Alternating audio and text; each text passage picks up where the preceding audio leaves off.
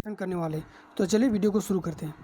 देखिए, पहला क्वेश्चन पूछा गया है कि इलेक्ट्रिक मोटर्स किस सिद्धांत पर कार्य करता है। तो इलेक्ट्रिक मोटर जो होता है ना, ये फ्लेमिंग के बाएं हाथ के नियम के अनुसार काम करता है, ठीक है। लेकिन अगर यहीं पे बात कर ले कि इलेक्ट्रिक जनरेटर किस सिद्धांत पर कार्य करता है, तो फ्लेमिंग के दाहिने हाथ के नियम के अनुसार कार्य करता है।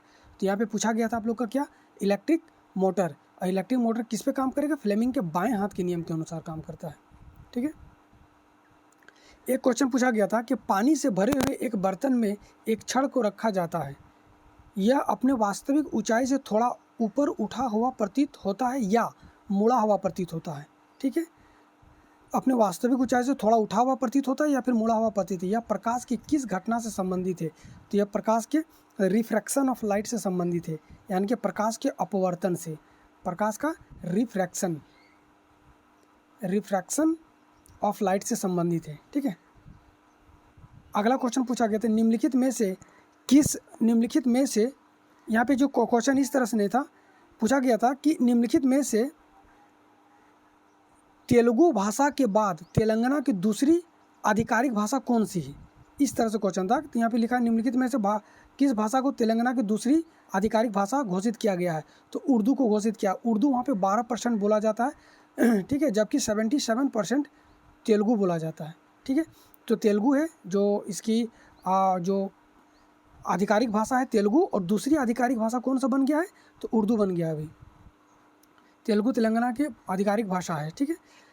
प्रधानमंत्री मानधन योजना के तहत किसानों को 60 वर्ष की आयु पूरे होने के बाद डैश की धनराशि पेंशन के रूप में प्रति माह उसके खाते में जमा कर दी जाती है।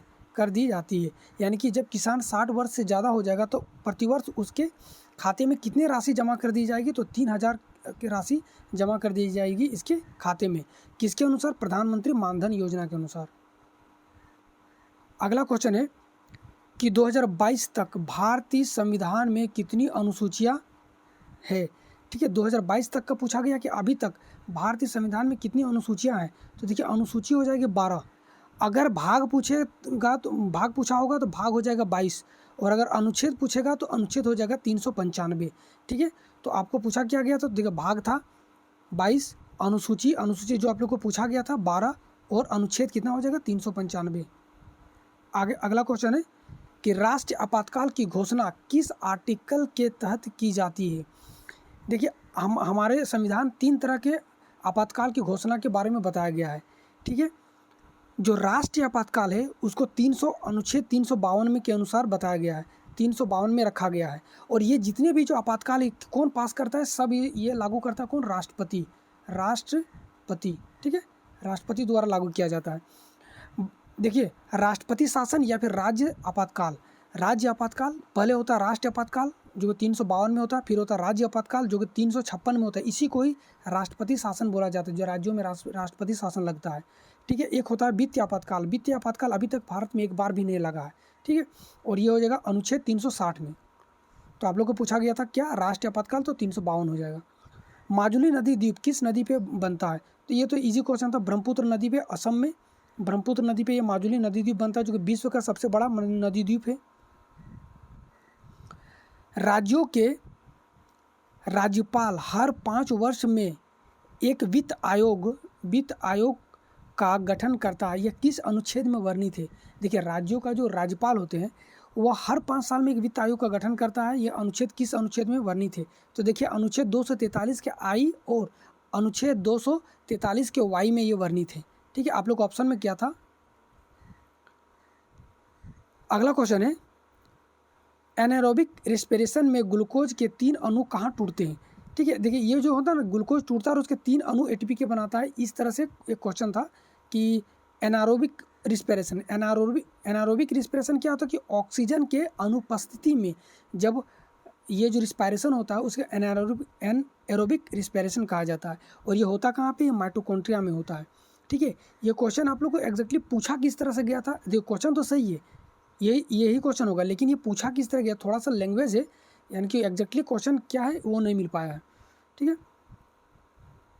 जवाहर रोजगार योजना किस पंचवर्षीय योजना में शुरू की गई थी, देखिए जवाहर रोजगार योजना जो है ये 7वीं पंचवर्षीय योजना में शुरू की गई थी। आज पंचवर्षीय योजना से 3 क्वेश्चन पूछा गया था, ठीक है। देखिए फिर एक पूछा गया था कि किस पंचवर्षीय योजना को गाडगिल योजना के रूप में जाना जाता है, तो ये तीसरी पंचवर्षीय योजना को गाडगिल पंचवर्षीय योजना के रूप में भी जाना जाता है। अगला क्वेश्चन है कि ब्रह्म कमल किस राज्य का राजकीय पुष्प है। देखिए ब्रह्म कमल जो उत्तराखंड के राज्य का राजकीय पुष्प है। ये मिलता कहाँ पे, उत्तराखंड में जो पहाड़ी होता है ना वहाँ पे ब्रह्म कमल मिलता है, जो सबसे नीचे में पाया जाता है। पहाड़ी में जब आप आगे चढ़ेंगे, नीचे नहीं यानी कि पहाड़ी में भी काफ़ी ऊपर चढ़ने के बाद एक जब स्टार्टिंग में जो मिलता है उसको ब्रह्म कमल बोला जाता है। इसी तरह से ये कई तरह के कमल पाए जाते हैं यहाँ पे, ब्रह्म कमल।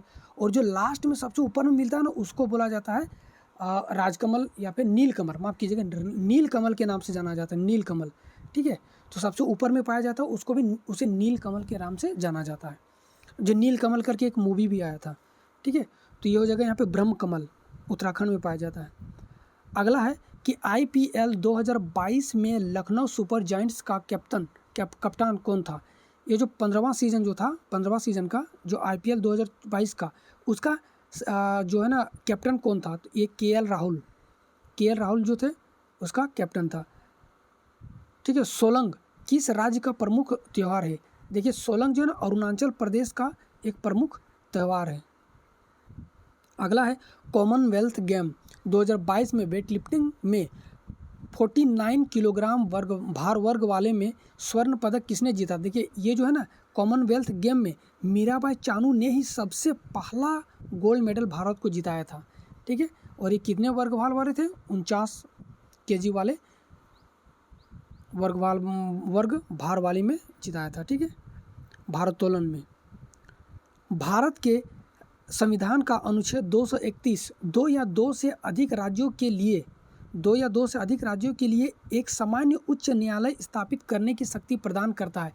यह शक्ति किसको प्रदान करता है, यह शक्ति देता है संसद को प्रदान करता है, ठीक है। अगला है किसकी अध्यक्षता में UGC यानी कि यूनिवर्सिटी ग्रांड,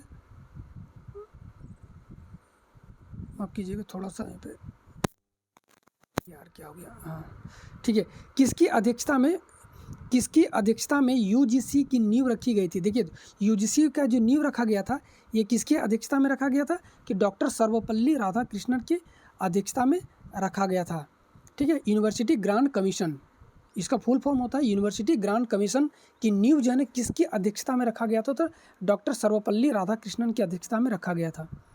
नेक्स्ट क्वेश्चन है कि सेप्टिक टैंकों को साफ करने के लिए किस IIT ने रोबोटिक होमोसेप बनाया है। एक रोबोट तैयार किया है, रोबोटिक होमोसेप किस IIT ने तैयार किया है, ये IIT मद्रास ने तैयार किया है। बेंजीन कितने सहसंयोजक उपबंधों से मिलकर बने होते हैं। देखिए ये होता है बेंजीन का स्ट्रक्चर, ये इसमें क्या होता है C6H12 होता है, ठीक है। अब यहाँ पे डबल बॉन्ड, यहाँ पे डबल बॉन्ड, अगर आप गिनोगे तो यहाँ पे 2 और 1 3 4 5 6 7 8 9 10 11 12 13 14 और ये 15, ये 15 उप सहसंयोजक बंध से मिलकर के बना होता है बेंजीन, ठीक है। ये क्वेश्चन इस तरह से आया था कि जो H बराबर I² जो होता है joules law of heating effect में, तो पूछा गया था कि जो हीट जो होता है, हीट ये जो पूछा हीट जो होता है ना किसके वर्ग के समानुपाती होता है, तो करंट के वर्ग के समानुपाती है। यहाँ पे देख सकते हैं आप लोग H बराबर I² है, I का स्क्वायर यानी कि करंट के वर्ग के समानुपाती होता है कौन, हीट, उष्मा, ठीक है। गाइस तो आज का इतना ही क्वेश्चन मुझे मिला था। वीडियो कैसा लगा आप लोग जरूर बताइएगा, अगर अच्छा लगा तो प्लीज़ वीडियो को लाइक कीजिएगा, शेयर कीजिएगा और चैनल को सब्सक्राइब कर लीजिएगा। वीडियो देखने के लिए थैंक यू, तब तक के लिए जय हिंद जय भारत।